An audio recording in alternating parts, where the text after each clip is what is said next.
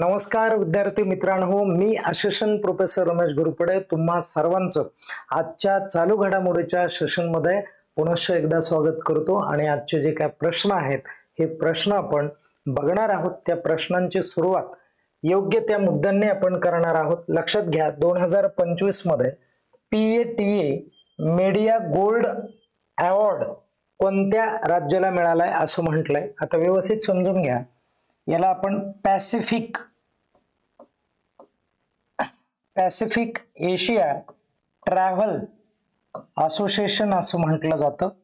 आणि यांचा जो काय हे आहे अवॉर्ड आहे ज्याला मीडिया गोल्ड अवॉर्ड असं म्हटलं जातं या अंतर्गत। आणि हा अवॉर्ड कोणत्या राज्याला मिळालाय तर हा अवॉर्ड मिळालाय मित्रांनो केरळ या राज्याला। कोणत्या राज्याला मिळालेला आहे? केरळ या राज्याला मिळालेला आहे, हे लक्षात राहू द्या। आता त्यानंतरचा पुढचा प्रश्न आपण व्यवस्थितरित्या जाणून घेऊयात। काय प्रश्न आहे ते समजून घेऊयात। बघा,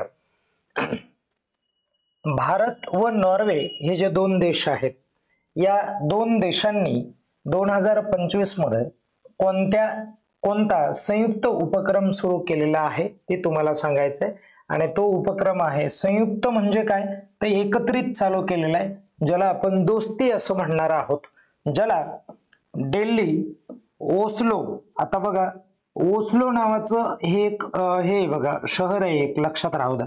आणि दिल्ली हे एक आपलं एक शहर आहे आणि हे नॉर्वेचं शहर आहे। ओस्लो कुणाचं शहर आहे? नॉर्वेचं शहर आहे।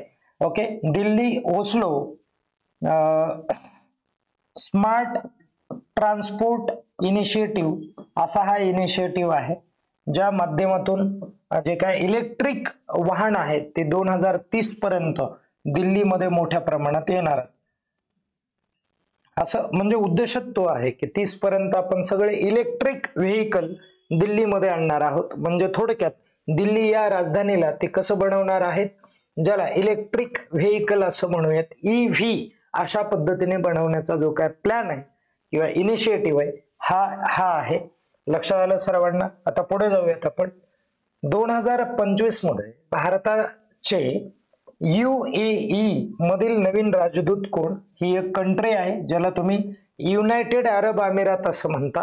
आणि मग तिथले राजदूत कोण आहेत तर मित्रांनो डॉक्टर दीपक मित्तल हे आहेत। आपल्या भारताचे IFS हे असे अधिकारी होते ते, आणि त्यांची नियुक्ती करण्यात आलेली आहे।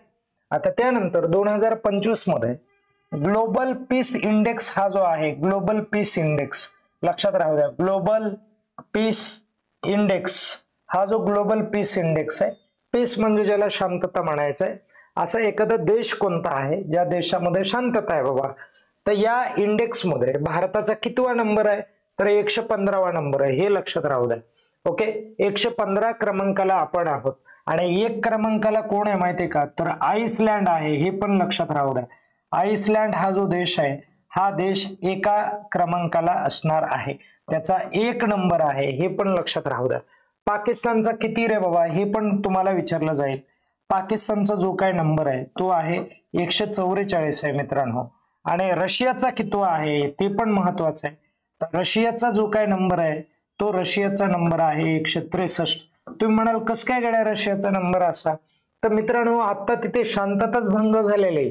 आणि हे तर मुळात काय केलं जातं माहितीये का की जिथं न्याय मिळला जातो, ओके, न्याय मिळला जातो ज्या भूमीमध्ये, ज्या देशामध्ये सामाजिक समता आहे, सामाजिक समता आहे, शांतता आहे, अशा ठिकाणी अशा पद्धतीचे हे जे जेव्हा इव्हेंट असतील किंवा 3 घटक असतील तेव्हा आपला जो नंबर आहे तो रिड्यूस होण्याच्या मार्गावर असतो, तेवढा आपला नंबर कमी येण्याच्या मार्गावर आहे।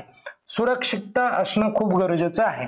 आता पुढे चला, 2025 मध्ये युनिटी स्मार्ट फायनान्स बँक ही जी आहे या बँकेने भारतातील पहिला EMI आधारित कोणता क्रेडिट कार्ड लॉन्च केलेला आहे, कोणतं ते आपल्याला सांगायचंय। तर ते कार्ड आहे मित्रांनो कोणतं, युनिटी भारत पे हे कार्ड आहे, क्रेडिट कार्ड आहे। आणि हे कार्ड त्यांनी काय केले तर लॉन्च केलेलं आहे। या कार्डच्या माध्यमातून विविध ज्या काही सुविधा बँकिंगच्या ते मिळतील। आणि 2025 मध्ये नवीन कंट्रोलर जनरल ऑफ अकाउंट्स कोण आहे, ज्याला तुम्ही इन शॉर्ट आपण CGA असं म्हणूयात, आणि ते आहेत TCA कल्याणी या आहेत, आणि ज्यांनी इंडियन सिव्हिल अकाउंटंट सर्व्हिस ही जी परीक्षा आहे ही परीक्षा दिली होती, जी UPSC कंडक्ट करते, आणि या परीक्षेच्या माध्यमातून ते या पदावरती आज विराजमान आहेत. त्यांनी जे काय पॉलिटिकल राजकीय शास्त्रामध्ये, ठीक आहे, पॉलिटिक्स मध्ये दिल्ली युनिव्हर्सिटी मधून शिक्षण घेतलं, आणि उच्च शिक्षण हे जवाहरलाल नेहरू विद्यापीठ दिल्लीचे JNU मधून त्यांनी शिक्षण केलेलं आहे. ओके, ते पण लक्षात राहू द्या. आपण पुढे जाऊयात. बघा, जागतिक नारळ दिन हा जो आहे, जागतिक म्हणायला बरं का, भारतीय नाही, जागतिक नारळ दिन दरवर्षी कोणत्या तारखेला साजरा केला जातो, तर ती तारीख तुम्हाला सांगायची. तर ती तारीख आहे मित्रांनो 2 सप्टेंबर. किती सप्टेंबर आहे? 2 सप्टेंबर ही तारीख आहे, आणि 1995 पासून आपण साजरी करतो.